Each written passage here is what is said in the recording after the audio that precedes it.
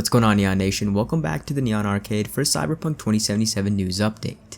Today we're talking about Cyberpunk crossing a pivotal milestone and why this is a sign of no more delays, tweaking and customizing the font in-game, some brand new magazine screenshots and art, as well as Cyberpunk on YouTube and Reddit hitting some insane follower numbers before it's even been launched.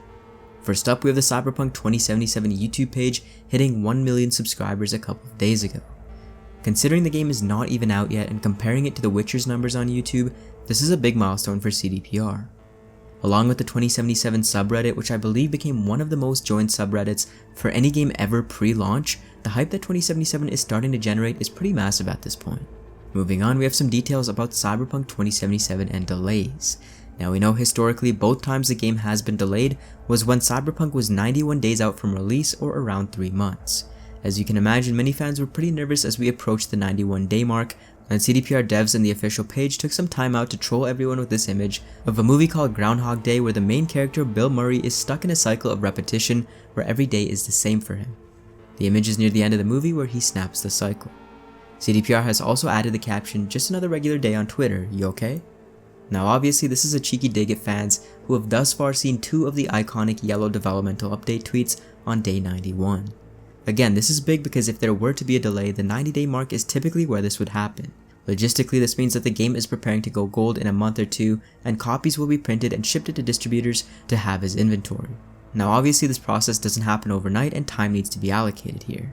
This in combination with devs taking to Twitter and mentioning the community, as well as one of the unofficial countdown pages, it's highly unlikely that there will be another delay, unless there are some more unforeseeable external circumstances in the world. Judging by how 2020 is going so far, I wouldn't be surprised, so take a moment out right now to knock on wood.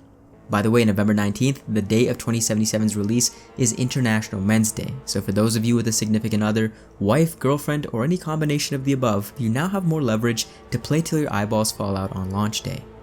Moving on, we have some details about subtitles and text. We already know that we can turn on and off damage numbers and other elements of the HUD, but it also seems that you can tweak the size and color of the subtitle text to your liking as well.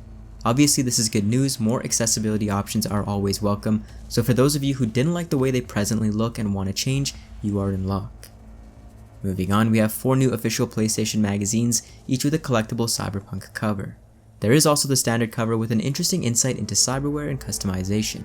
If you notice female V Cybernetics, her one arm is pink. We've also seen a Tiger Claws member with different colored gorilla arm augmentations, as well as a more red tinged one from the Tools of Destruction trailer.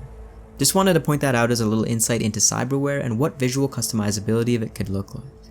Within the magazine, we also do have a brief tidbit of info from concept artist Ben Andrews. In response to why disposable weaponry is sold in vending machines, he mentions that, quote, "Everybody has a gun because violence is taken to the extremes. The idea that you may be mugged on your way home from work is extremely common, or your apartment might be broken into on the weekend, so everybody's carrying a gun."